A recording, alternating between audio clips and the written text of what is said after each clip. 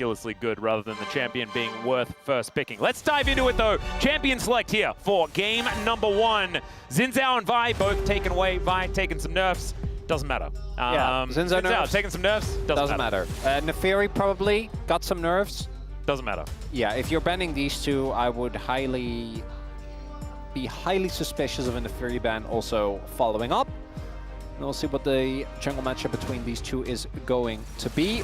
As the Kalista taken off the board. Taliyah is a big one. Yep. That is still open. Top lane, we've seen the classic... well, I was about to say Jace, because I'm kind of expecting Brion to ban Jace, because I don't think you should have let Shiyu have Jace, and we know Morgan doesn't play it. It's Pantheon, another big comfort pick, which might prompt a Neferi ban, because they might want to, you know, do the trade where one gets Pantheon, the other gets Neferi. Maybe you don't want to opt into that now, so maybe DK bans it. Otherwise, I think that is a very no-brainer first pick here for Brion. Thanks for stepping in there, by the way. I needed to pay my bro tax. I failed, but at least it's in now. It's better late than never. Well, then you didn't fail. The game hasn't started yet. Well, yeah. But you know, probably it's a little bit less professional to be highlighting a message in Twitch chat in the middle of the podcast. I do think that this is the one situation where you can get away with it. Also, I have on good authority that G-Sun is always watching in Twitch chat to roast people, so I think you're fine. Well, I mean, she definitely knows that I did it, probably because I just announced it. It's okay. Neferi going to be hovered here as the first pick rumble does come in. I find it so weird that we're not seeing a Taliyah just yet, but of course, DK don't need to pick it right now.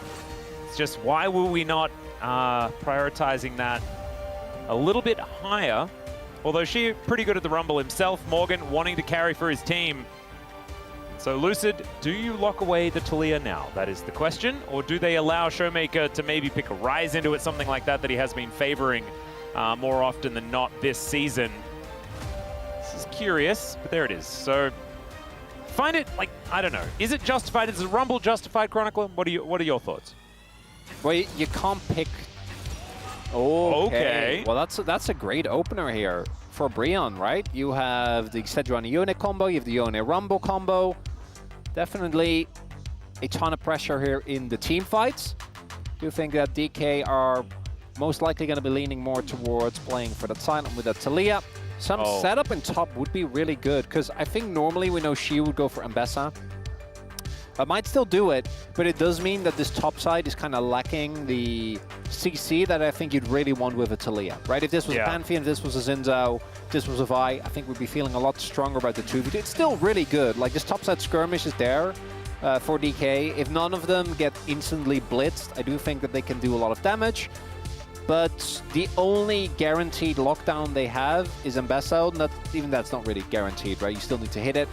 And there is a wind-up, as we have both top sides fully locked in. Now, DK, it's going to be looking for Ezreal, right? Like, that's kind of the no-brainer. If it doesn't get banned away, that's what aiming is going to go towards. And then we give Beryl an R5 counter pick.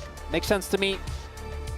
That's and what it'd it's probably looking be like Alistar, if it's still available.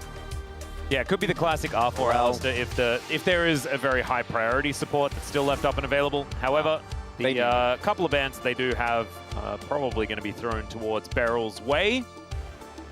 And then you just handshake and you go for, what, Hype Kai'Sa?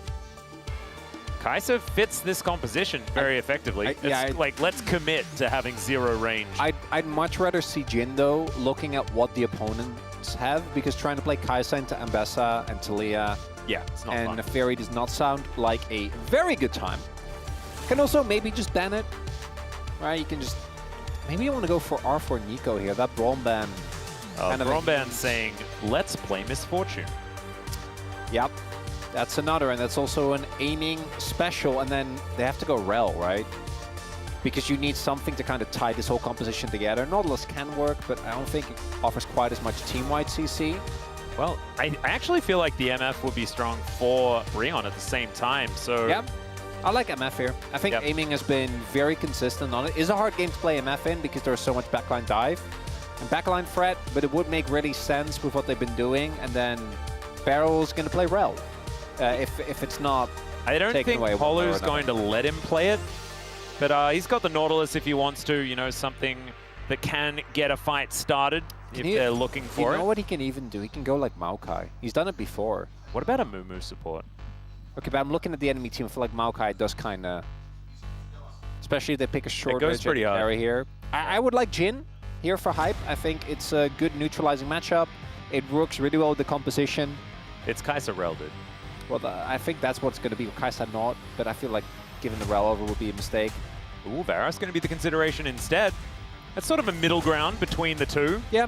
Bit of utility, but also a bit of DPS.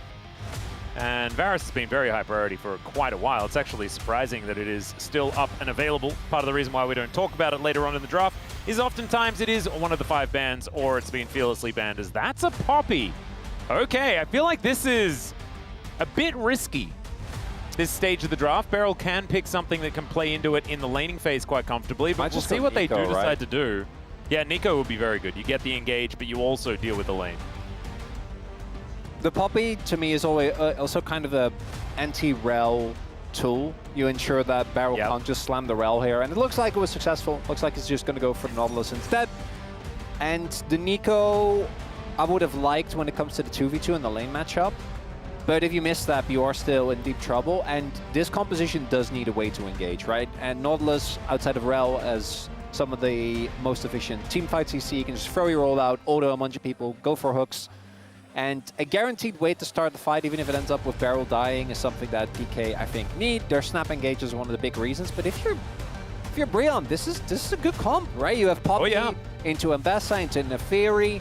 I think the top side for DK is, if they hit everything, obviously that top side is kind of disgusting. Lose it also on a Neferi again, where he's been very consistent. But I don't think Bro are going to be too sad. And I always want to see a team when they're on blue side to come out with a draft that at least makes us go, okay, you got power picks, and you got a good level of cohesion. And they got both, right? Closer on Yone, Croco on one of the best tank junglers of the patch. To look it up. We'll see how it does go, though, ladies and gentlemen, because I'm actually looking forward to the next match already, the next game, because Talia and Poppy, both of them being taken away, does allow for a lot more funny business moving further into the draft. However, we do need to get through this one, see who's going to be able to take it. The Bros on the blue side utilized it very, very well. That top side of the map, that's where our eyes are going to be glued. The Sejuani synergy is everywhere. And if DK managed to come away with a victory here, I think it will largely be off the back of the fact that they are the better team on the day. See what happens, though, ladies and gentlemen. Let's go to the Rift for game number 1.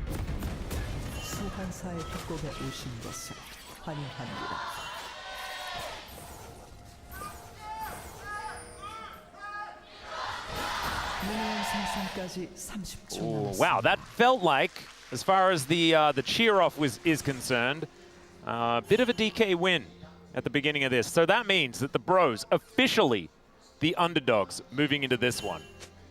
And that, if you are a Bro fan, should make you very, very happy. Although don't broadcast it. Cannot jinx anything.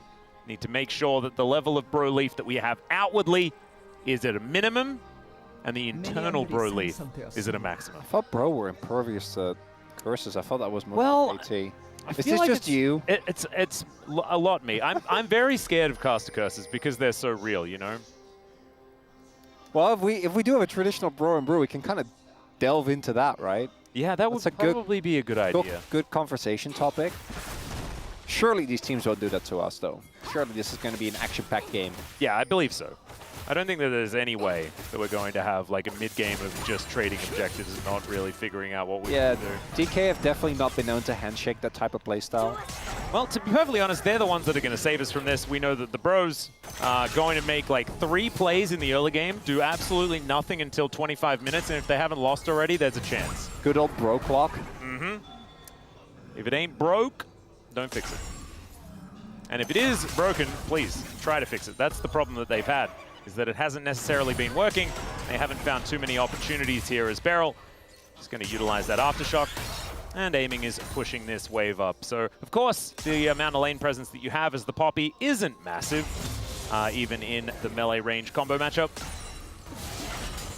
And they're just happy to let them hit level 2, take the wave that's crashing in, and shouldn't really be too worried slight gold advantage, but that is only because DK have got their waves shoving early. The Ambessa are also doing a very good job here towards the top side of the map as well, and I think that this is a difficulty, right? We've seen a lot of the Rumbles do very, very well in this matchup, but nameplates, I feel, for a lot of these have been very important, and Morgan just hasn't been laning all that well outside of Sion. Shio has also been the one guy that we've seen pilot this matchup with actual grace, right? Like going pretty even early on. In this case, I do think winning or like actually having lane pressure early is kind of just a player diffy. But he's been able to scale into the matchup a lot earlier. We know that a lot of Ambessas still like the champion a lot because of the amount of inevitability she gets and her guaranteed value later on, because you get so many free stats, particularly on your ultimate. Combination of the spell vamp and the frankly outrageous amount of armor pen that you get for free are definitely very, very strong. But early on, I do think this is just going to be a bit of back and forth.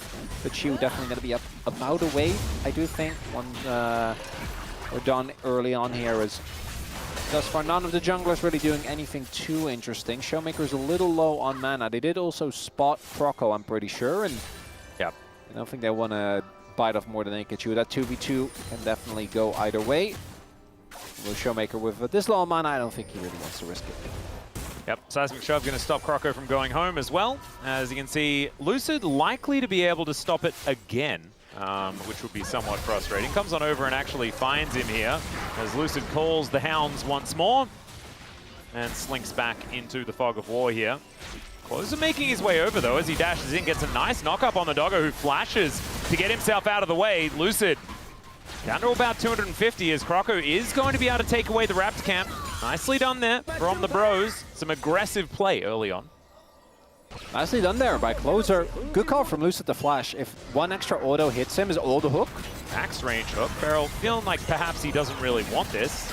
The Titan's Wrath is at least going to eat some of that damage. Yeah, they might have thought that Polu was roaming further up than he was. As igniting. Yeah, Polu taking so much damage, aiming, turning his attention now to Hype as the Blighted Quiver stacks. Really doing the work here. Feral still has flash. This is a little bit scary for both sides, as aiming is, of course, very close to death. Ooh, a little bit of action here early on. We are not brewing and broing as much as I was expecting, but we did state this earlier on. The early game, that's the time where there's the action. And we are seeing that. That is at least delivering. It's the mid-game that always catches you off guard. It really does. Well, it doesn't really catch you off guard necessarily. I feel like that's kind of wrong. I feel like it lulls you to sleep. That's what it kind of does. So it's sort of the opposite of catching you off guard, because it doesn't really catch you at all. It does nothing actively. It just exists, you know? It's just kind of there. It is indeed kind of there. Showmaker shoves his way back. Does have a slight advantage now, but that will be evened out and extended there by Closer, whose Yone has been doing very, very well. I'm very happy to see him back on these like more assassin-y, brawlery type champions. He was always so incredibly good at that, and when he was building up his synergy with Croco all those years past, it was on champions like this that he really made a name for himself. So I'm looking forward to seeing whether they can actually make that work. They do have a lot of power in mid-game fights as well. That's the sort of the irony of the fact that it's Bro with a mid-game team fighting composition, because they're just not the team that does any fighting in the mid-game. No, not particularly. Lucid, I think, cleared out vision in the Dragon. I thought that he might actually start it, as Rocco is waiting. Yeah, not going to quite find the Winter's Wrath damage, but still Permafrost is there. Showmaker has ult. But I don't really want to go into this 2v2, understandably. I've seen this play before, ladies and gentlemen, as Lucid does go untargetable, and out goes Closer. Rips a whole bunch of rocks up as well, as he makes his way through. All of the tiling work that Showmaker just did there, just destroyed by the Yone. It's quite rude. It is so rude. In fact, so many champions do it. There's a lot of time and effort that goes into that, Atlas. I know. Oh well. Feral just going to get chunked, but does have that shield, as Croco has started off this Dragon. I love the aggression that this guy's been playing with, though, on this Sejuani. Yeah, it's him and Closer. You know, the Love Sandbox 2022 reunited. Added together. Of course, if you're wondering, where was Closer in 2021? He was playing for T1. He was. Might have forgotten that, but that was a thing that did happen. Was part of the infamous 10-man roster. And it did have like some decent games there as well. I don't think anyone was saying, oh, he's the second coming of Faker, but it was definitely not all that bad. No, early stages of his career. Also manages to get the cannon right there, which is very important. As it turns out, Faker is the second coming of Faker, because, you know, he hadn't won in a while and then he won 2. Yep. But even the 2021 roster was so funny to me because they were still just a single game away from making it to a World's Finals with Kana. That did happen. Yep. As we have Showmaker being forced back, Lucid is really just looking for a steal and to get the hell out of there. Yes, he has topside prio, but taking an early skirmish when you don't have prio in mid and you have that Yone Rumble combination, definitely not something that you actually want to commit to. Nope. You can see Morgan actually freed from the lane momentarily as well, so it was going to be very dangerous for DK to stick around there. So a heads-up play, not wanting to go for anything, but still, that is going to be 2 objectives over to Bro very early on in this one. Means that feats of strength well and truly on the cards. No first blood just yet. See who's going to be able to take the first skirmish, but Bro right now, very, very strong. Them on a single item, I feel, is so much more powerful, as now Beryl going to be able to get the lockdown. There's a depth charge onto Hype as well, who has to flash out of the bullet time. Both summoner spells now on cooldown for the Bro 80 carry, and that may put a little bit of a dampener in their early power. That's a big deal. Ferris is very reliant on those, even though he is playing lethality, which I do love. I think that was the right call here. Yes.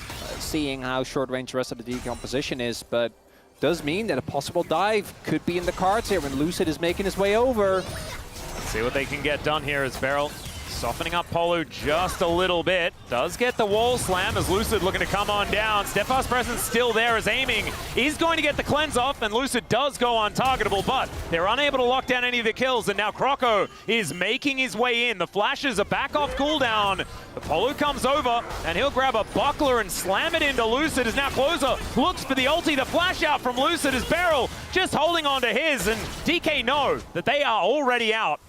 And the Bros just trying to force and not quite finding it, although there is the Glacial Prison. Lucid had his finger on the button. He was ready. Knew that was coming. The TP. Another hook going to come on through here as the teleport is coming down. Hype is sticking around because he didn't really have a good direction to go, as there is the surprise Teemo face, and Polu has nowhere to go. It's a double for DK. And they'll take 1 for Showmaker and 1 for Lucid. That ain't a good sign for the Bros.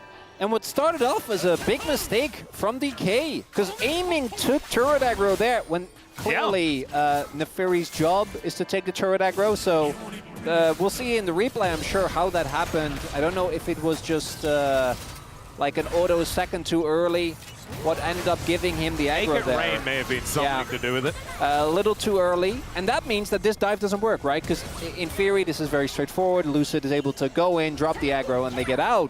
Instead, there's this whole sequence, great hook from Beryl to ensure that Lucid gets out, and then Showmaker actually shows up before they're ready, not even using gold, just straight up TPing into the lane right behind them as they try to get the crash in. And they didn't even really react to it. I think that Hype knew that without summoner spells, he was just never going to be able to walk off. And this is this is a continued effect of that mistake from Hype, right? Getting caught by Beryl, not respecting the brush, having to blow both summoners. Closer did have TP, so theoretically could have TP'd like on his own wave, but at that point I think him making the call to just shove in was definitely the right one, because he did get played. Yep. Maybe even 2. I'm not sure if he already got the one before, and then also is able to build up a CS lead. But this is something we've seen Showmaker do very consistently, and it's kind of the difference between is DK doing well or poorly. Is Showmaker sacrificing his own lane to make impact in sides, and then if it doesn't work, he ends up falling substantially behind. If it does work, like here, he's fine. Yeah. Not too bothered. And I do think we need to keep checking in on this, because this has been an ongoing thing for DK specifically, because they funnel so much gold into aiming. But we'll see how it plays out here. But early kills on Showmaker and Lucid, that's never bad for DK. Absolutely not. And I think that it's, you know, mid to late game that aiming really does do most of his investing. You know, And the early game is all about giving that power to Lucid and to Showmaker. As Hook is going to go a little bit wide. Lucid was set up for some sort of catch in theory. Sparrow comes on over, does want to be able to share some of that money there, aiming, if you wouldn't mind, good sir. Heart still stacked. Come on, Croco. It's worth it. Well, he doesn't have any stacks just yet. I know, that's why you gotta get started early.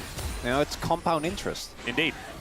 So, I mean, okay, Beryl is going to face check perhaps, does land the hook. There's the knock-up onto the Varus as Showmaker's turned up, but the seismic shove goes wide, and now he might be out of position. The ulti comes through though as Shiu turns up and says goodbye to Hype. However, the same thing is happening on the other side. It's a great equalizer from Morgan as Shiu looking to try and escape, and Lucid is going to get caught out. He does survive for a little bit longer, but DK cannot stick around, and the Bros win the fight. A 3-for-2 in favor of the Bros. We'll get them a dragon as well. Second dragon to come through here. That's a big one. Showmaker missing on Hype there actually ends up being a really big deal. It means that Lucid needs to invest a lot more because initially they are obviously very aware, have the wall available, want to make a play on Hype here. But look, that Showmaker doesn't hit the knockback, which means that Hype stays alive for a really long time. The entire team is forced to go in. Shiu uses his ult, and then the TP from Morgan. The equalizer to soften them up.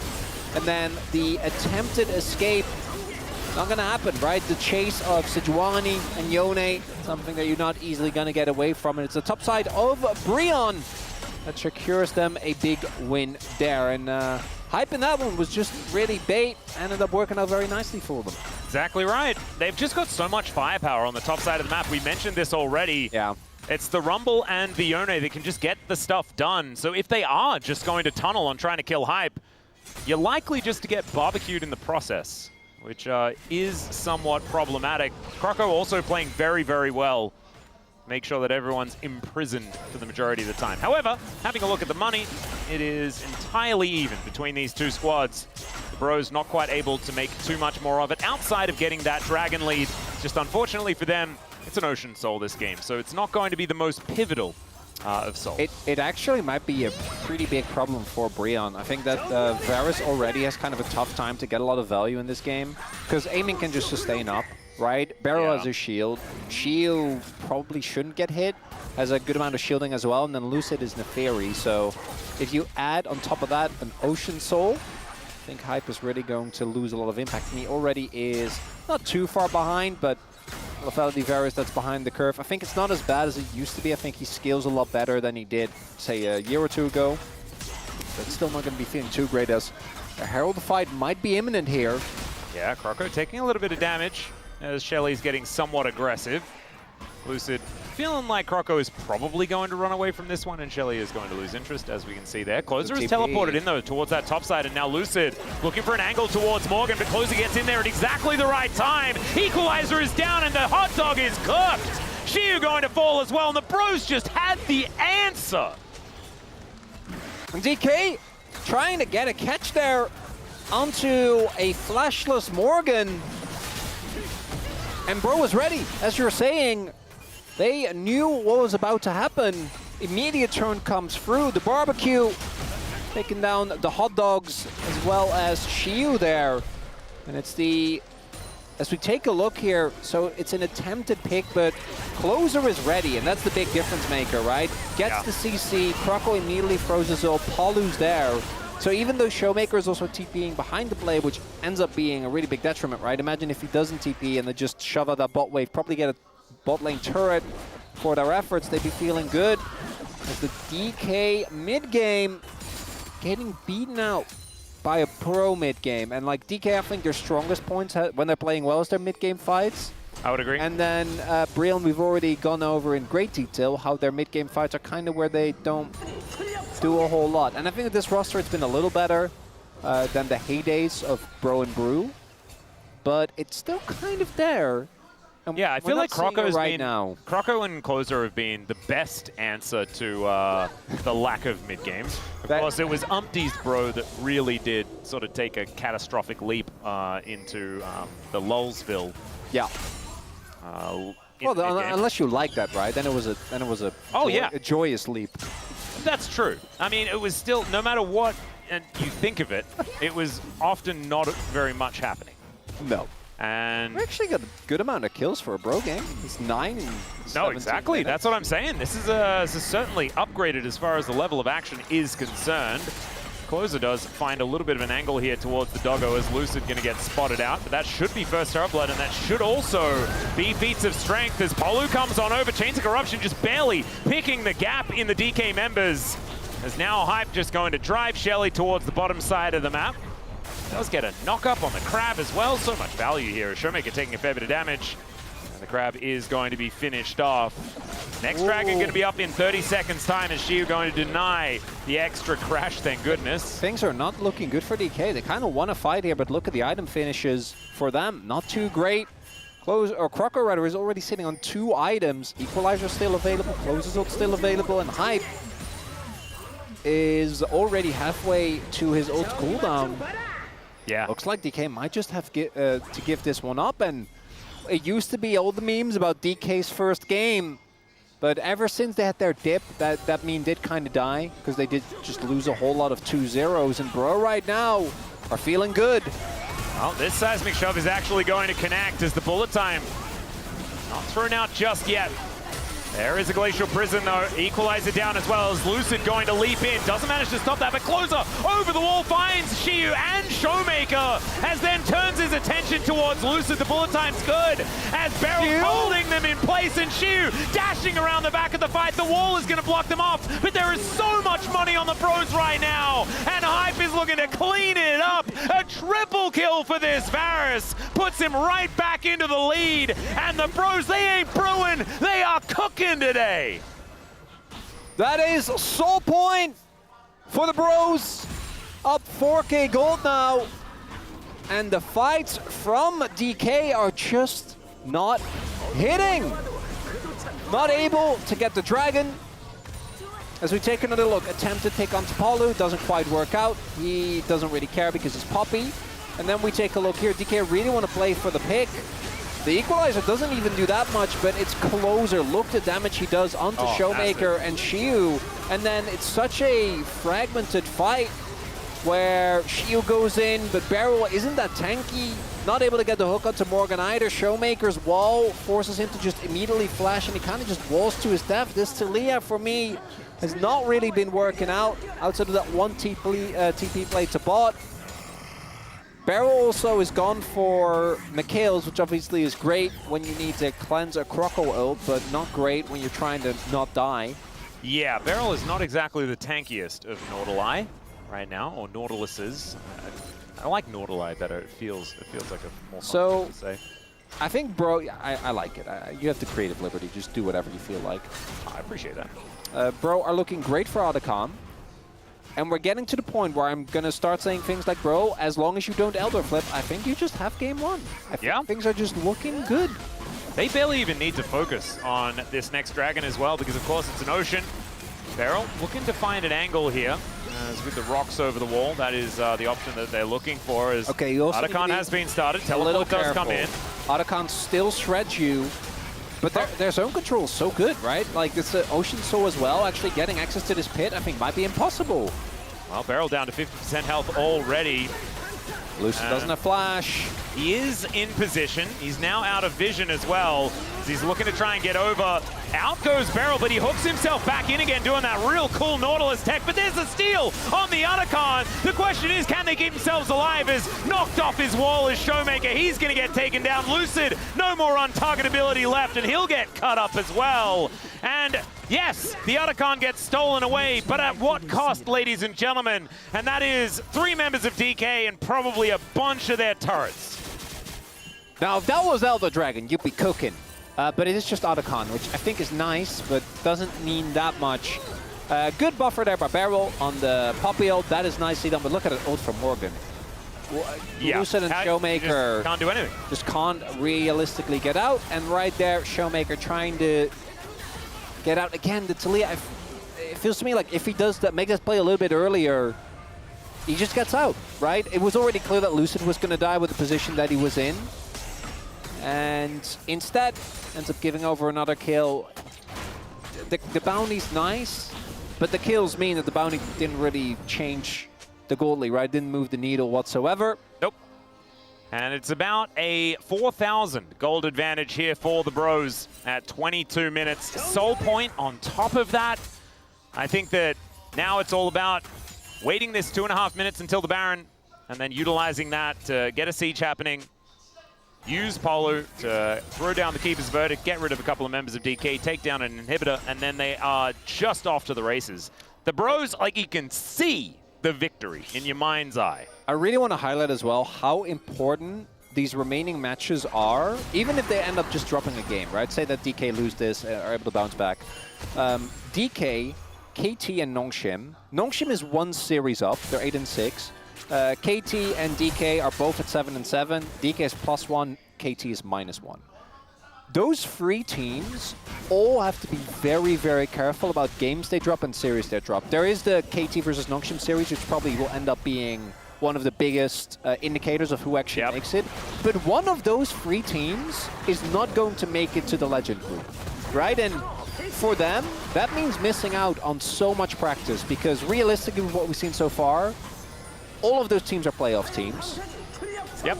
And it will really hurt their entire year if they're not able to practice, even if you do get beaten against teams like Hanwha, against teams like Genji and T1. So I really want to, again, hammer home the stakes. Even a single game drop here as the Ocean Soul is about to get taken for DK is a big deal. It means that KT's not very far behind them. And imagine if they actually lose this series, right? And KT end up winning. DK could just drop into that Rise group. I mean, there's also a chance on the other side of the coin for the Bros to use this as a springboard to spring themselves into the Legend group. Yes, that is true. It is possible. They are still playing Genji. Right, yeah, but Genji's They need to... Well, actually, if they win this, they can lose to Genji. They just need to beat Nongshim, which is doable, and DRX, which, knowing the Bros... I mean, they should win that. Yeah. That's probably the one they're going to lose for that exact reason.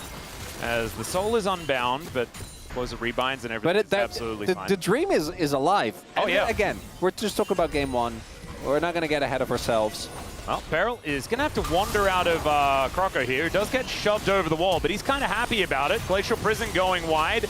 Beryl still in a whole lot of trouble. Depth Charge going to get a double knock-up. He flashes forward, but rebinding the Soul gets him out of the seismic shove, and Beryl able to anchor his way to safety. A few buttons now on cooldown, but it's only really Croco's ultimate that they lose, and Polu, the majority of his health bar is now gone. Edge of Night now down as well for Hype, but you can see they just have so much power, so much control, that it doesn't even really matter. They can take pot shots like this and still retain all of this control. Breon, the only thing they need to avoid at all costs is giving Elder. I think even if you give up if you give up the Baron in a flip, that's not the end of the world. Obviously, you still want to try and avoid that. DK have been really good at their steals, though. They've been very consistent, as Hype does use his ultimate. Yeah. Oh, big ult. Yeah, Lucid wasn't able, but they don't have the damage. Like, there's not a lot of people onto Baron. Lucid's going to be able to find a re-entry here. Yeah, actually, the Keeper's Verdict now on cooldown. They have to look peel. for the turn. They definitely they are. Yeah, Weaver's Wall comes in. That means the Shredmaker is nowhere near him. That's just Beryl dead. Aiming is now trying to kite away 2 people, as Closer does have to go back. A seismic shove going wide once again, but it buys enough space for the MF to make her way out. So yes, Beryl's dead, down for 20 seconds. Lucid still in the area. Polu still waiting for that ulti to come back up again, but it looks like this Baron is still going to go over to the Bros. Unless Lucid finds a nice flip to get himself in. He does a flash. Yep, the vision does come over as Lucid. What? We did not need to see that, did we? That was not exactly what we wanted.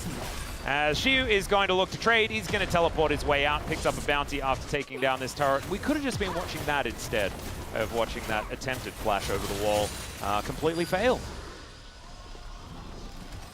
All right, Shredmaker going to have to get on his surfboard. Yeah, Hype did have ult. I kind of feel like he could have made that happen. As we take another look here. Oh, do we have to? Well, this initial sequence isn't too bad. So Barrow gets caught. Aiming, understandably, wants to hold on to his flash as long as possible, does use it here. We got to hit these seismic shots, though. Like, it's a nice sidestep by Paulo, but imagine if we do get the Poppy. Because I think the reason, like, again, Lucid missing this flash obviously is rough. Damn. It looked like it was... It looked way worse outside of the replay. Well, he was definitely not in a great position, but the Poppy was there, right? Like, yeah. So I think in hindsight, using the flash in the first place doesn't feel great, but you want to try and get the flip so you can get the bounty and then at least maybe contest. But there is a Poppy on top of you, so I think it's understandable. Not the easiest flash, even if you are not being pressured.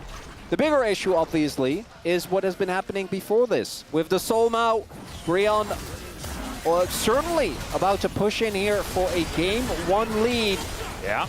Ulti comes through from Closer. It's a little bit forgettable, but still, it's Beryl once again dead. And there is the cleanse out from aiming already. The flash on top there from Croco and a double kill for Hype to start this one off. There's the ulti to come on down as well as Closer is still just going to turn that into even more. Looking for the knock-up. She is going to flash out of the way, but he is the only one left alive. And the Bros, a 10,000 gold lead. Nexus turret number 1 going to go down. The second one to follow, and only 2 more after this. And they will have taken down DK and looked to push themselves ever closer towards the Legend group. The dream still alive off the back of a performance of 2 men. Command and Conquer, Closer, and Croco. Able to make such an impact, the early objective control. It started in the lane, right? Yeah. Soul Showmaker immediately get bullied by this Yone, which meant that Lucid was getting invaded, which meant that Croco got tempo. And they snowballed it so exceptionally well. And Yone has been one of the most often banned champions, I think, for a very good reason. And it also kind of puts into perspective, again, one of the few counters we have seen to Taliyah has been specifically Yone, because he can very easily ignore a lot of what Taliyah's kit does. And Showmaker's Yone has just never been that good. Yeah, well, his Taliyah is not looking so hot in this one. There are a bunch of the champions now Fearless banned away. It's a blue side win as well, right? Yeah. So I think really well done by Bro. No need to Doomer yet, but there are a lot of stakes in this match for both teams, Atlas. Oh, 100%. DK already upset about this, though. Like you mentioned, game score is going to be very, very important between KT Nongshim and DK especially. The Bros, a lot of room to catch up, and a 2-0 here would be massive. Time for us to go to a short break. When we get back, the space is going to break it down. Then we'll have game number 2. See you soon.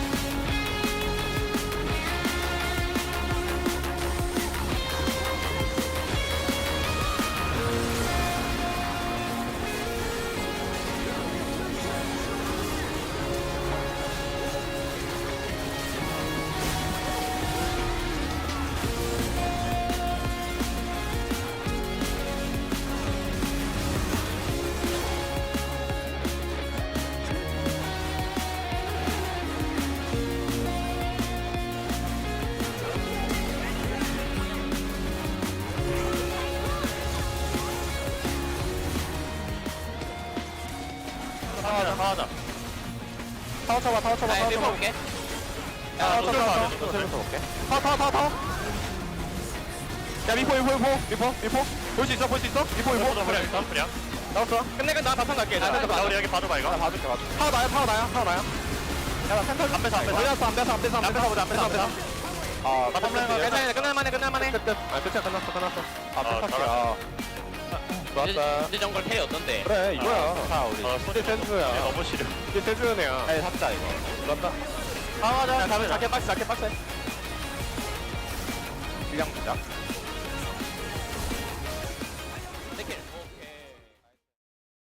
But that's an important. You are very good at being anti-bro. Yeah, okay, but I want to make sure that the knowledge is out there, No, right? we understand. It's like it's- your curriculum was different when you were at university studying the bros. You went on the other side. It's for balance, ladies and gentlemen, The because dark the rest side. of us are so incredibly biased Honestly, towards the bros. law school is kind of the dark side, so that actually kind of that Yeah, it works does work. well. But looking at Showmaker, I am inclined to believe you, and also for watching DK for a good amount of time now. Something that we see often Oh, the Lord respect. You love to see that. as an inability Yorick to being turn it taken. around.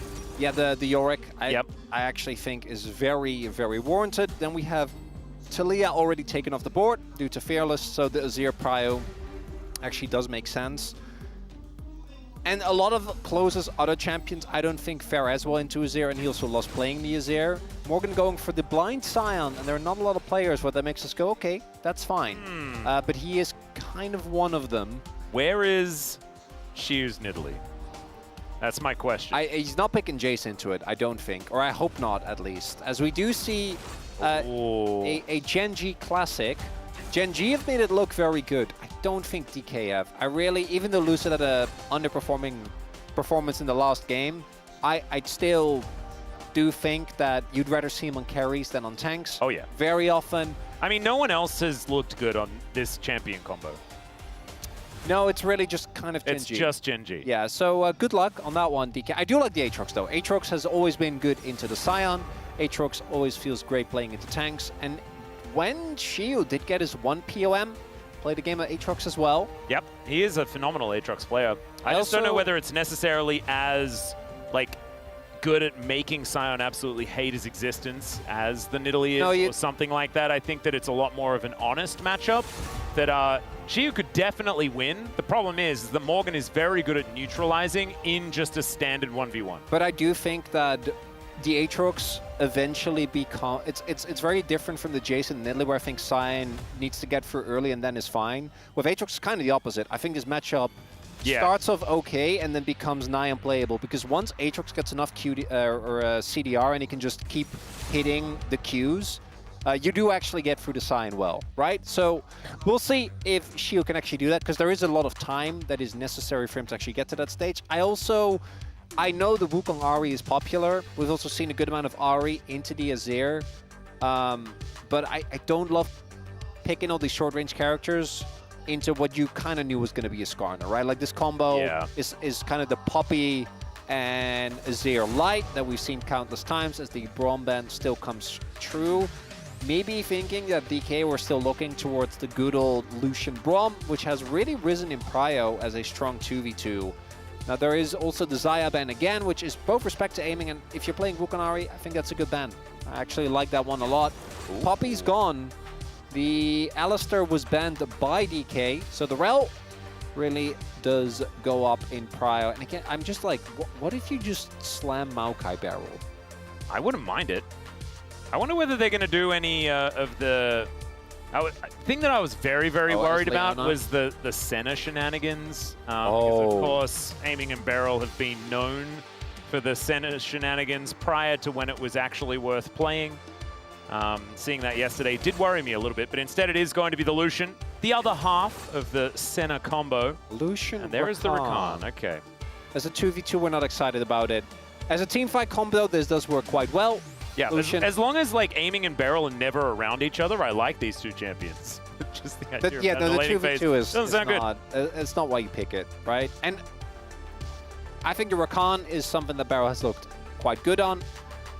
What is going to be the pickup for Hyper? The Ezreal doesn't really come as a surprise. We did, I kind of expected aiming to just go Ezreal and then Barrow go for the Leona, but not going to be the case. So the teamfight comp from DK is great, but this doesn't really fill me with... Yeah, we have a blue side comp. You know what I mean? Like I think I think we have a Bro, burden of great. knowledge. We have a burden of knowledge. What I'm going to need for us to do is to now empty our minds. Ladies and gentlemen at home as well, unless you're a bro fans, hold on to your memories. Keep them close. But if you're a DK fan, you want to see them play better, we're going to have to remove Game 1 from our memory banks. Let's just assume that they have the blue side going into Game 1 here. Because if I look at the draft in that context, I'm like, wow, the bros really don't have enough damage, and this Skarner is going to be immortal. And oh, Azir got through. Where's the Talia? Where's the Poppy to try and stop him from having the best time ever? Oh, Shiyu's on an Aatrox. He is so good at this champion. He's into a tank. This is extraordinary. How the heck are DK supposed to lose? And if you do still have those memories of the game that may have existed prior, then you would debate me. However, if you didn't have those memories, if you were able to cleanse yourself, like we here on the desk have been able to do, you will have a lot of hope for DK. Well, that's on the assumption that I can and I cannot. Yeah, it's a shame. I can imagine those people with the photographic memories must have a really rough time. I, on the other hand, can forget anything at a moment's notice. Let's jump onto the rift.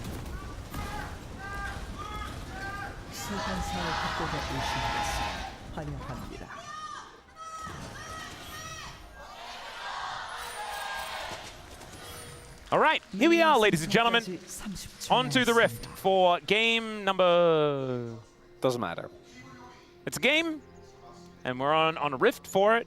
The first dragon is going to be a mountain, much like what Lucid is going to attempt to be in this game and what Malphite actually is. Remember Malphite was a champion. He's not champion, he's a mountain.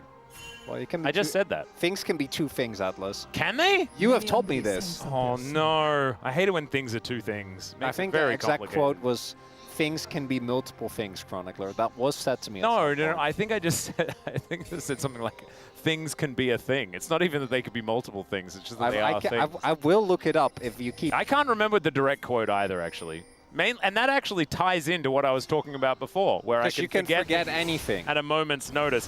I do not allow them to take up space in my memory banks. I don't have a lot of... well, you know how, like, with time, they develop better and better technology? I'm quite old, right? So, like, my storage space, it's just low. Well, I know what is there instead. It's gacha knowledge. Oh, well, Pokemon knowledge. Well, those two are not mutually exclusive, right? I guess not. Closer and Showmaker playing against one another here. Showmaker having a better week on the Azir last time around, actually. Last week I felt like the Azir wasn't really a detriment to DK. Prior to that, he had some stinkers on the champion. Of course, we know that he's been good at it in the past, just hasn't necessarily been more recent times as aiming and barrel. Not going to hit that level 2 first. Well, the laning powerhouse of Lucian Rakan. I know, isn't it crazy that they can't compete? Nutty. No, I also don't think Rel Ezreal is necessarily the craziest, but it definitely inspires a bit more confidence. Looking at the setups, don't see anything too surprising. A lot of Skarners have moved back towards the Grasp, as opposed to Aftershock. All right. Yeah, this is a bit problematic because Lucid, the last time he played the Skarner was where a lot of the Heartsteel jokes started to happen. Yeah, he's 1-4 on the champion. The priority for DK on this Skarner has not been working out for them, as we have two wolves fighting inside of you, and one is Morgan, the other is Closers. Aiming takes a little bit of damage, but Beryl does a good job of safeguarding him mostly. Yeah, it was a bit on fire there, a few moments, but Pollard just going to get the extra AP and AD, you know, from that one. Morgan's win rate, great on Cyan. Close's win rate, not so hot on the Ahri. Yeah, Ahri seems to be a default pick for a lot of people, even if it doesn't necessarily fit. One of the worries that I have here is somehow those Infernal Chains connect. Shio actually hitting absolutely everything. Yeah, he's pretty good at the Aatrox, isn't he? Yep. There he is. We'll see if that is going to be enough, as... Okay. 50-50. That's my LCK. That's a perfect 50-50 win rate for the Pigeon. He's so too many games. That's 54 games. Yeah, because it's a 0. Yeah, I know. It's just that's a lot of and games. it's gotten banned a decent amount as well. You know, there's certain players where it just gets banned against. Yep. Faker's one of them. I mean, the presence is very close to 100%, I think, this season. As Beryl is going to go in, does look for the knock-up onto Polo. Is going to be able to at least get that. The health trade working out here is Hype very low on the blue stuff, so he's going to have to go back and replenish that one. Looks like Beryl is going to stop it from happening as Polo misses the Shattering Strike on a champion walking directly towards him, but didn't actually have vision in that brush. He did a little, what do you always say? Lilting lazily to the left. Yeah, listing. Although it's listing. there you go. That's the Blue Harvest call. Although it was to the right, not the left. Ah, yeah, sorry. So he doesn't necessarily know the same maneuvers, but does know some maneuvers. It was lazy though. It was not like a bona fide sidestep. He was just like, yeah, I guess. He did not do a barrel roll or a barrel roll, as it would be known. Is it a barrel roll? I think it's just a barrel roll. Just a barrel roll? Yeah, you don't need to say it twice. Okay. I think it's okay. How would you spell it? Barrel roll. How would you spell B-E-R-Y-L-R-O-L-L. Yeah, okay, like Yeah. Yes. Like the name. Yeah. Wow, I wasn't sure. Maybe you meant the barrel. you say those two words the same very way. I know I'm not similarly. supposed to. Yeah, Yeah, it's that's fine. So that it makes it harder, I guess, for you in that context. When I say it though, it's barrel and barrel. I've had this issue with homonyms before. It's Oh, I do too. thing. It's just not that particular one. That one I get away with. A lot of the others can be very problematic. Pungyon is certainly one of them, where I just really don't pronounce it properly. So I apologize to DRX once again for that one. In DNF.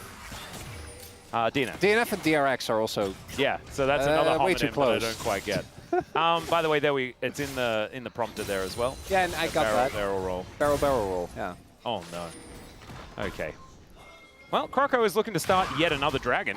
Man, will this mean if the bros continue to take drakes, then it is just going to be like 100% bro dragons?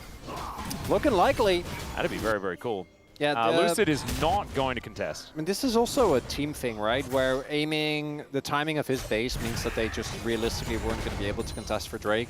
Because Hype was already on his way back, aiming still had to base, couldn't really forego that. Does mean that the early dragon, yet again, goes to the bros. Lucid this time at least will get something for his troubles. Yeah, able to steal this one away, gets control ward down. Which is nice. There's nothing too major, as we do get some question mark pings. And Hollow is with him as well. Lucid should be able to get this. Yeah, not going to be able to grab the Krugs as well, as Lucid, with that control ward down, actually doing his due diligence there to make sure that he can get this one. Hollow now in position, though. This yeah. could be slightly greedy, but the monkey is otherwise distracted. I think he did spot him. And most importantly, Lucid didn't initially know Apollo was there, right? So he just sees Croco path towards his Krugs. So going for the Rap just makes sense. But the big difference with last game, so this time Showmaker does have Prio. Ooh! And having Prio in mid means that Lucid can do stuff like this without getting too bothered. As we do also have a fun fact if you're a Bro fan and they win. And a bit of a sad fact if you're a DNF fan, which is if Bro win, DNF, their 10th place is confirmed. Yeah. Which doesn't really mean that much because we already knew that they were going to be in the Rise group. But, you know, that's intel. It's a little bit unfortunate, the FDNF, as it's a little bit confusing actually because DRX are on 4 wins as well. So surprising that they are able to still go down that low. I believe game score is what factors in there. As, of course, they are still 3 victories ahead. Even prior to this game, 3 victories ahead of DNF. DNF having not the greatest of seasons thus far. But we'll see whether they can turn it around in the Rise group. As Hype, still in the pit, but able to Arcane Shift his way out. Looks like DK will be able to get one of these grubs. The Bros able to lock down the second. And, of course, we won't see that feat of strength actually contributed until this final one does go down. But the Bros are on 2 once again. It's a very similar start to game number 1, or to the previous game that happened or maybe didn't happen. Sorry, DK fans, for saying that. As Crashdown does come on through. That is going to help out the bros here towards the top side as aiming and barrel. Not really making too much headway here. Certainly feels like DK are a little bit more business this time around, but the early game was kind of fine for them. It was mid-game and skirmishes that they really struggled in. Composition's going to be helping them out this time, but we're going to have to see better play as well. We know that DK, I mean, they can win or lose on almost anything, as a Cyclone is going to come on through there from Croco. A little bit unfortunate. Yeah, understandable. It's that or your flash. Obviously, you'd rather use Cyclone. If he slams you into the wall, both Shield and Showmaker were roaming over, and with Impale, I don't think you really are going to be able to get out. As aiming wants to take a base. Yep. So just going to throw out his ultimate there, and then Barrel just stands guard. Yeah, Apollo a little bit. It's like very frustrating as an Aftershock support as well to just get culled outside of your engage range. So going to be decent moving further forward in this game, as it's a wave and a bit here for Showmaker as far as the advantage is concerned. Closes woes on the Ahri are continuing here, as we can see. Aiming actually sticking around, wanting to get maybe Essence Reaver on the next back. That would be kind of huge, especially if they can then turn that into a fight for another objective. Speaking of which, it is going to be Chemtech Drake coming up next. So likelihood of some good dragons. We've got Cloud, Hextech, Infernal all left up and available. And so this soul could be a whole lot more pivotal for the bros. They didn't need it to be in the last game. The Ocean was just fine, but it might be even more worth fighting for. Might create some more action in the mid-game. But do we want that? Well, I mean, it depends on which team you are supporting, I think. Oh, actually, no, I don't think it does. I think you always just want a little bit more. I think the bros don't have the same kind of skirmishing composition, but if they do win a few of them, this Wukong is going to become out of control. The pick potential, the use of Fog of War for this team is going to be very, very strong. But I'd argue that if you're a bro fan, you don't actually care at all which type of game you get. Oh, you also don't care whether they win or lose. Exactly. Which, as we all know, it's the highest level of...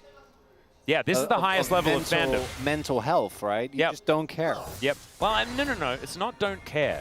There's a difference between don't care and don't mind. You don't mind. You care a lot and deeply. Actually, you don't mind. I've seen Dagon watch, and I don't know if either of those statements are true. I think he. I don't know whether he is like he hasn't truly ascended yet. Oh, in his bro fandom to the point where he. Yeah, that's fair. It comes with time. It's hard. It does. It is. It's really difficult, and it hurts. It breaks your heart for so long until you realize it's not necessary. As they engage onto the tank, Lucid getting taken down low, but he does manage to get the slam into the wall. The culling not doing a whole lot of work here, as he does flash his way over the wall, nails the flash this time around. Winky face. As now the bros will just back away. Some plates going on over to Showmaker. And that was a happy emoji for DK, as Showmaker unperturbed just keeps pushing mid. Does have to give up Lucid's flash, which is unfortunate, but it does mean that they don't start snowballing early, unlike last time, and Showmaker is able to actually build up a gold lead in the 1v1.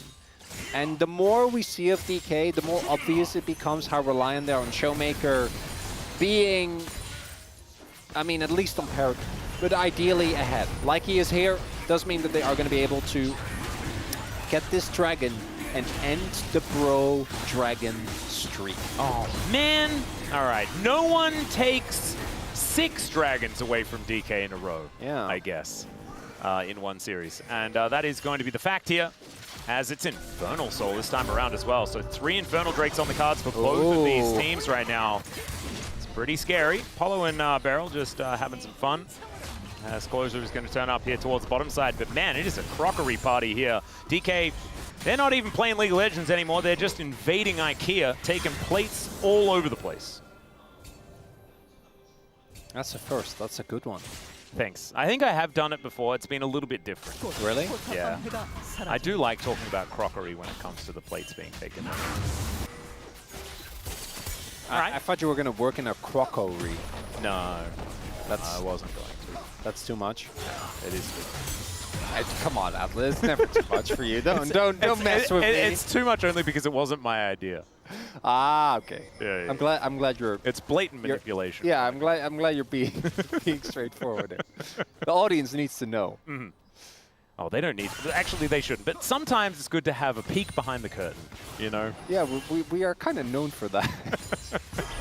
Here at the LCK, as we do have some posturing towards the top side of the map. Herald spawns in about 40 seconds, so Showmaker, Lucid both getting their backs in now. Lucid also has Heartsteel stacks. We're only 14 minutes in, which is better than we'd seen in the past. Still not really getting that peak level of Heartstealing that we'd like to see. Yeah.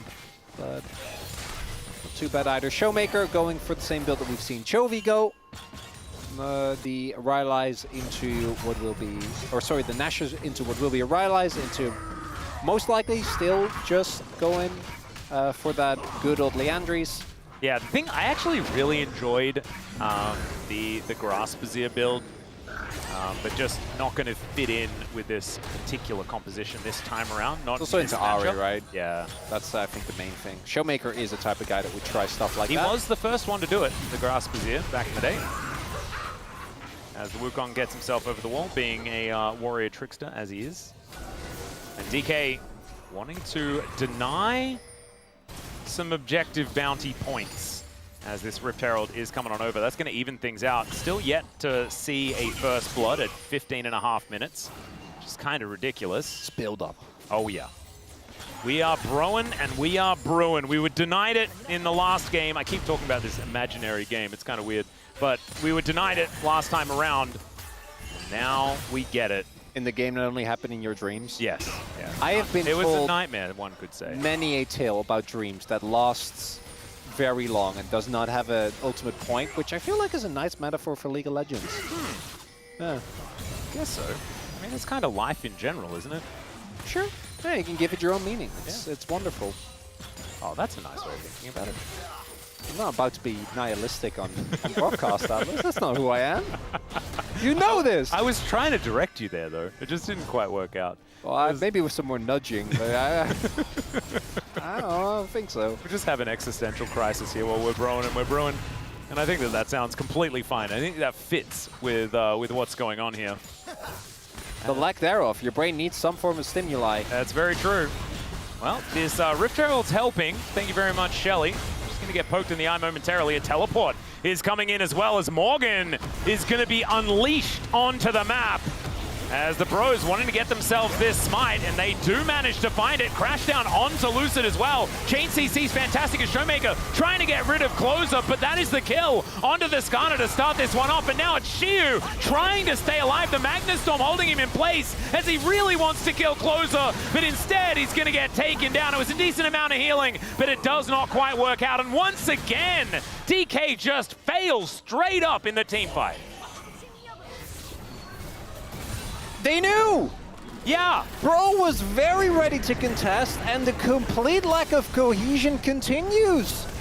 4DK wanted to take that fight. Oh dear. Just didn't seem to really hit the mark. I'm not sure what happened to Showmaker's ultimate, but it felt like he didn't used really... it on Closer. That's Ari. Yeah, that's not good. I know Lucid also kind of threw his ult into nothing in particular. As we take a look, the smite steal is excusable. The burst from the Wukong is always going to be better. But what happens? Yeah, okay, Showmaker, you can't. That's Ari. Yeah. And then Shiu, obviously, like, I still think this is fightable. If Showmaker gets on top of Closer, an auto or two, and a reset for this Aatrox, look how much he's healing. But yeah. DK very clearly don't believe in it at that point. A lot of cooldowns are gone. And Morgan just zoned aiming and barrel completely out of the fight. They could do nothing. He just charged a Q right in front of Aiming, who was trying to hit someone, and Aiming had to dash out of the way. This is just a single fight. It's not going to be the end of the game for DK, even though Gold, Bro are now even in gold, but it's... This is looking kind of like, okay, the train comes out of the station, but unfortunately the tracks went straight into the wall for some reason. Charm is going to connect onto Showmaker, but he's in relative safety at the moment. That is going to be the Drake secured by Lucid, as now Polo's in a bit of trouble, and once again, she was trying to do battle right in amongst it, And there goes the Impale. It goes wide. The Magnustorm is decent, but so is the AoE from DK. And it's a triple for aiming. Hype is now in the back of this pit. Shiu surviving for so incredibly long. As the charm comes out, the Ardent Blaze comes on in, and the Gromp is going to kill aiming. Oh, God. He just ordered the ward, right? Instead of the Blast Cone, which made Gromp kill that just happened. I don't want to talk about it. What is happening? Okay, let's take it one step at a time. Let's take a look at the fight for DK here. So, a lot of it is invested. Attempt to try and take the backline out, right? But Lucian's able to get over the wall, get back into the pit. Showmaker takes a ton of damage. And then Shiu again is in the thick of things. Aiming is safe. And here I thought the fight was looking kind of okay. Lucid's ult goes completely wide. Showmaker doesn't hit anyone with his. And yet they still and are it's winning. still kind of close because of the fact that Shiu is Okay. Slow motion. Oh, and he hits it. Doesn't hit the blast cone. 나이스! Maybe. Yeah. Oh 나 my 시점에 God. 내가 Maybe 첫 it's just 킬로 Gold 먹었잖아. King. He saw it and he was like 15 gold. I'll take that. I've got time. I can reach down and pick up that gold. that is a more charitable interpretation of what happened than I gave him. Yeah. The other way is way more sad. This way is more fun. As Lucid is looking to as drive real. into Hype. Let's see if that's going to work. Toughie. He does hit the W. See if he does Arcane Shift forward. And he does not. Hype going to get crashed into the wall here as there is the quickness. And Hype is just dead. That was clean. Yeah. Okay. Barrel with the quickness, ensuring that there was not really any opportunity for Hype to get out of that one. That's a big win. Otacon is on the table. TP for Morgan has got to be forced off of this, I do imagine. Showmaker, though, does not have the Leandris yet. Isn't even particularly close. Oh, wow. Okay, so Charm not going to connect there. Oh, it's a bit of a Hail Mary here from DK. Scrocco's there. He is. His ultimate TP comes in, but look at the Teleport comes in. flank. Yeah, this Shiu flank is absolutely ridiculous, but they need to try and keep them in this tri-brush. In he comes, as there's the Magnustorm once again. Empress Divide hits everyone this time, but down goes the Skarner, and down goes the Azir. DK, I mean, they hit a bunch of buttons, but they didn't really do anything, and that's going to be Otacon going over to the bros. And again, they're just abandoning ship. DK just in complete shambles here as the attempt to turn doesn't hit the mark. Bro, just get the Otacon. This was a play that was started by DK as well. Yeah. It's very, very strange. I feel like DK have had all the information, all of the setup, and when they do, they make all of the wrong choices. Yet, when things are a little bit more like haphazard and things like that, like, oh, we can get a pick, let's just do This it. play is great. Obviously, you do use the ultimate from Barrel and the calling, which the calling definitely wasn't necessary. But like, again, what happens here? So Yeah. Paulo goes in for the engage. And the Emperor's Divide hits 3 people, but it just doesn't do anything. It does, but again, like, if Closer dies there, if Aiming and Barrel aren't already opted out of the fight, I think they can kill Closer there. Yeah. And then Shiu gets a reason and maybe can at least threaten the contest on the Otacon. It's just, so many of these plays, it feels like DK are very deeply split on whether they actually commit to it or not. And this is a match with a ton of pressure. If they lose 2-0 here, they will be below KT. They will drop for the time being. And the real problem is, so KT is sometimes just accidentally in a good spot in the standings when it's actually kind of fake news, right? But KT are playing so much better than they were. And I think if you were to put them side by side, as Beryl is just going to die to Hype, never mind. He's able to get himself out of there, but it looked like he just wanted to take his whole health bar in damage, and that would have been not so good. But right now, I'd say that KT's power level in what they've demonstrated on the Rift is higher than that of DK. Like, KT are looking very good. Yeah, and they're also in the positive momentum now. Could they still lose to Nongshim? Yeah, for sure. Oh, absolutely. That would not be a surprise. It's KT. They can kind of lose and win to everyone, which is something we keep talking about, and they prove us right time and time again, which I do appreciate, to show that it's not just a narrative point. And whereas the Bros in this game are locked in, it's again that axis of Croco and Closer that do a lot of the lifting with the team fight. But Hype has been looking amazing on this Ezreal as well. Been basically untouchable for a lot of these fights, which is why so much damage is able to come out from him. Yep. KT talent, by the way. Talking about the KT versus DK rivalry. It's relevant all over the place. Still, not over yet. 2,000 gold, nothing really in it, as it's 2 Drakes apiece this time as well, so no soul point for Bro to lean on, moving further on into this game. So Sundisk put up here towards the top side of the map, and in the bottom lane, Shiu is just trying to power up. And this Aatrox, in these, like, he doesn't look like a 0-2 Aatrox in this game. He's trying. He certainly is. But the impact just isn't there, and this goes down again with an Aatrox and Lucian. I think you do need to play to the death, and you might end up losing the game off of that. But if you just keep half opting into these fights and then dipping as soon as it looks a little rough. Lucid is just running into this Banana Brush. That is actually going to work out. He gets the flash. There's the Impale as well. The chain CC, it's okay, but Croco makes his way out, and there goes Lucid. Beryl just going to get chopped in half by the Lumberjack himself as Morgan getting amongst it. He finds the knock-up on a Showmaker, who's trying to kite this one out. The Emperor's Divide just to play defense, but the Bros don't care about that. Aiming, trying to just finesse this fight. Hype goes down low, but Closer just stands in his face and says, nah, mate, that's a clean ace for the Bros, and they'll turn it into a Baron.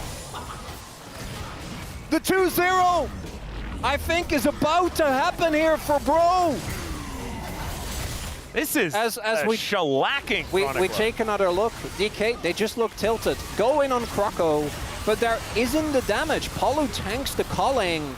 And then I want you to watch what happens here. Showmaker goes in, and then I guess kind of goes on Hype. If he goes in on Croco, who doesn't have cooldowns, by the way, and the Aatrox gets a kill, maybe.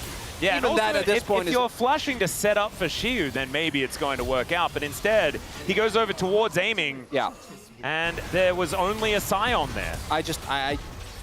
I don't know. This is, we thought DK after last week had recuperated from what had been a good amount of really rough fights. I think now it's safe to say that was not the case whatsoever. The Bros are playing amazing. Again, all the credit to Croco and Closer, who it should come as no surprise that those would also be front runner for POM with how they've played. I don't know what the split's going to be. I think Hype is also deserving a little bit of a look in here as well. This guy's Ezreal has been fantastic. The recovery on the Varus, also very good in the first game. So I think that there's a few different options here. Of course, the Bash Bros were certainly the main characters in game 1. But right now, I mean, everyone's kind of a main character. Looks like Croco with a 2.2k gold lead is looking pretty impressive as Lucid. I don't know how DK comes back from this point, right? Like, we need major item finishes. Well, True Barrage is going to say maybe they don't come back from this point. Yeah, I'm inclined to agree with that. Assessment Atlas. It's looking very, very rough. Even the Scion into the Aatrox matchup is looking absolutely fine here for Morgan. Look at those items, man. Thornmail and Sunfire Cape both completed. Now looking to augment that with a little bit of cheeky magic resist. And man, the Bros making this composition work. And it was going to be a comp that could look a little silly later on in the game if they don't get themselves an advantage, right? You can have some damage issues when there's a true tank there towards the top side of the map. And you know what this might be setting up for? What could it be setting up for? The final match of the season, which is DK Nongshim deciding who makes it. Honestly, could be. If KT ends up getting the expected victory, right? Most of you guys predicted KT against Nongshim, which I know saying expected victory for KT is scary, but bear with me here. Yeah. Then they play BNK, which I feel like they should be favored in, and then KT played DRX. So I think KT are looking really good to make it in. I mean, if this upset happens, which it looks like it absolutely is, then this is DK basically swapping spots with KT. Yep.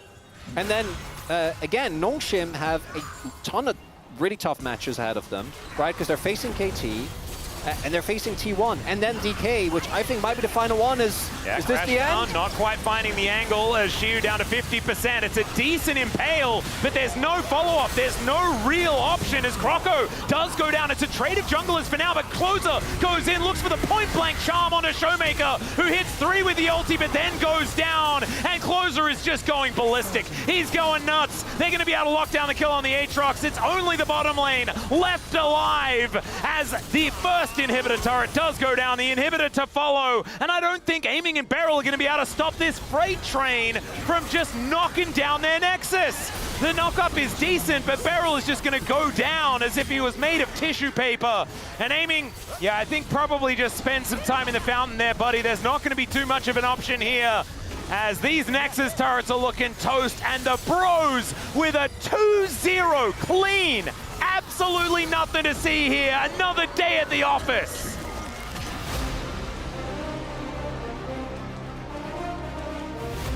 Wasn't even remotely close. Nope. The bot lane matchup was the only one where it felt like both players were really giving it their all, but mid-jungle, incomparable. Even Polo, I think, got the better of Beryl with the engages. And you know what? I've had in this moment a complete turnaround, because we thought last week was a DK return to form. Do you know what it actually was? It was Beryl wanted to hang out with me on my birthday, and he knew that he needed to get a win in order to make that one happen. And so he just got a swift 2-0, went and hung out on the space with us. We got to have a bit of a chat. Happy and then went straight back to not doing so well here in the LCK, and that is evident with this 2-0 loss against the Bros. Closer having a day out here today, redeeming himself on his Ahri as well, even though the early game didn't necessarily look fantastic. It was the mid to late game where the Bros have been at their worst, where they just dominated. Polu finding every angle he could ever want. But I think so much of this, and I really do want to be celebrating Bros' win. I really do want to be talking about the fact that they've stepped up. They look so much better. But the story of this series is, where did DK go? No, none in the Rift today. We know that. Nope. Absolutely looking shell-shocked, right? Everything that kind of went poorly in their last couple of games that we thought had gotten rid of. There we go! There it is! It's Joanna, she made it onto the TV! If you're unfamiliar with this meme, I would highly look it up. I do also expect Degon to now open with this on the space, now that we've seen this sign. I feel like this is essential. Cannot skip that, particularly on a Bro win. You gotta set aside your own wants and needs to play it out. So, to highlight, the reason why we're talking about this is because with this, DK is going to drop KT.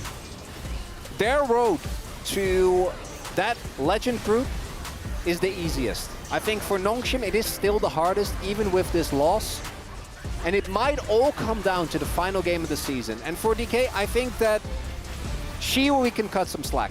I think he gave it his all. I don't think he was able to have the impact, but that's okay. But no, ultimately, like, it's not about cutting a player slack here or there. It's the fact that they look completely uncoordinated. It's the whole team. They're not a team. They're a bunch. This is 5 players that aren't playing the way we know they can. It's Lucid missing skill shots. Showmaker, I think, legitimately had only defensive ults in this game. Yep. Which on Azir we have seen, but that's not how it's supposed to be played. Very, very recently. And then Aiming trying, well, like, this is funny, but let's be real. Aiming, still the best performing member on the day here for DK. But it's moments like this where it just feels like they're so disjointed. Even, like, they use so much here.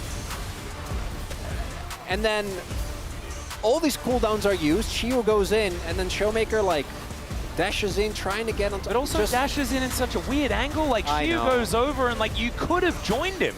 Thrown in an Emperor's Divide, cut them down to half health, and then allowed the Aatrox to finish them off alongside the Sand Soldiers. Like, there was no fighting, but with, like, Showmaker and Shio on the same screen. Yeah, it's really both, right? We keep going back to this. It's both Bro looking in great form. Croco and Closer for me were the highlight play. I went for Closer individually, just gonna give it, I feel like it's a no-brainer. With his Ahri gameplay, and his Yone to me was the big difference maker in game number 1. And I think it was the biggest individual gap that we saw today on the I would Rift. agree. Morgan did his job, you know. He's the Lord. He did what he needed to. Nothing more, nothing less. Tank to Yorek ban, by the way. That's a win. Oh, yeah. So, for Bros, is the dream alive? Yes. Is it likely? I think that having to beat Nongshim does make their journey still pretty tough to actually go through, right? Because they need to beat Nongshim, and they need to beat DRX. Beating DRX definitely should be possible. Beating Nongshim is hard. Their final game is against Genji. I mean, I think that everything is winnable. Like, especially if Genji. If Genji stay undefeated, if they manage to avoid the trap card that was KT. By the way, Hype did a heck of a lot of damage in this game. His Ezreal was absolutely out of control. That's the angle you're taking. Bro, in control of their own destiny. Just 100%. 100%. And they've done this before. They break Genji winning streaks all the time. That's just what they do, man. And if Genji, the more and more Jew they get, the more and more doomed they are. I mean, they only beat them like the one time in summer, right? Last year. Yeah, okay, but it wasn't... That was just to show they could do it if they wanted to. Okay. Outside of that, they didn't want to. You know what? I'm with you. Yeah. After this win, well, you're not. 2-0. You're a known bro anti, but and that's totally fine. I have to say something, Atlas. You don't need to agree. And we can't talk about the game. No, I disagree. As he didn't die this entire series, 7-0-8 on the Yone, and then the 2-0-13 performance on this Ari for closer. An absolute monster on the Rift. 300 POM points as well. Really has been putting in the work here for the Bros. As, of course, this was only their 5th victory of the season. So 3 out of 5 ain't bad at all here for closer. The race for that final spot. Yeah. In the Rise group, or in the Legend group rather. And so you were talking about the 3-way race, right? Between Nongshim, KT, and DK. Okay, let's scrap DK. Okay. They're done. It's over. Their season's over. Bro, that's who we're putting in that 3-person race. Two series behind, and they play Genji. Oh, I don't care. I don't care. It's cooked. It's over. It's now time to head over to the interview. Let's hear from Closer and see whether he thinks it's cooked. Thank you very much, guys. This is Jisoo for the POM interview translation, and we are here joined by Closer after their 2-0 victory up against D+ Kia. You guys managed to get a 2-0 win up against D+ Kia. How did you make it happen? You know, we were always just so close to actually closing out the match, and finally we got a clean 2-0. I'm very, very happy. Well, in fact, Bro was on a 7-match losing streak up against D+ Kia in the LCK, so it's been about 2 years. How did you manage to build the team bonding in order to turn the momentum around? So after Kraka joined our lineup, you know, we worked really hard on the teamwork, and I thought our performance was pretty decent. So I think finally we were able to show what we've got. Yeah, I mean, even in the voice comms, we could tell that the synergy between you two were so on point. How are you able to build such a good synergy early on? I mean, we have spent some time together in the past, so we know about each other's playstyle. I think that was a head start for us.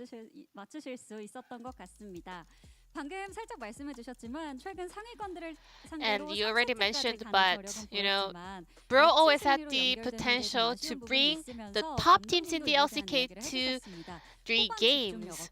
So Edgar also mentioned about late game focus.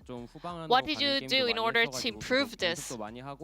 So we had a lot of longer games in scrims as well, and we have a lot of big gamers, so I also reminded our players to, you know, keep our focus up until the end. And it was very interesting in game number 1 that both Sejuani and Yone got through, and it's very rare to have those two locked in by a single team. Yeah, we agree. So we were like, I mean, this is such a great angle, and we were happy to take those 2 champions. And then we had a very late first blood in game 2, around 16 minutes. How was that game? So Ari supposed to make a lot of actions early on, so I was feeling a little bit, rushed to make something happen in the early game, but finally we managed to get a kill, so I was very glad. I believe our team is pretty good at skirmishes and team fights. And we're already nearing the end, maybe the latter half of the second round here in the LCK season. What is your resolution for the rest of the round 2?